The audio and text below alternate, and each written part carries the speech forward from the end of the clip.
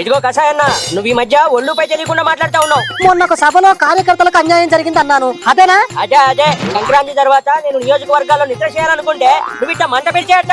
5 ఏళ్లు అధికారంలోనూ అదే చేశావు, ఇప్పుడు తాడేపల్లి జలహంక ప్యాలెస్ లోను అదే చేస్తా ఉన్నావు. అక్కడికి వెళ్లి కూడా నిద్రేంటి జగ్లకు? అది నిద్ర కాదు, మేలు గొలుపు. కార్యకర్తలను నిద్రపోనివ్వకుండా చేయాలా? గత 5 ఏళ్లు నువ్వు చేసింది అదే కదా జగ్లకు. ఇప్పుడే ఓ 6 నెలల నుంచి ప్రజలంతా ప్రశాంతంగా నిద్రపోతున్నారు.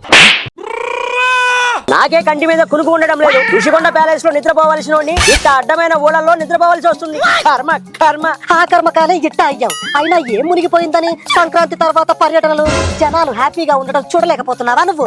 ఆ సజ్జలగాడి బోడి ఐడియా కమిట్ అయ్యాక తప్పుతుందా? ఈ 4.5 ఏళ్ళు ఎలా గడపాలో ఏందో.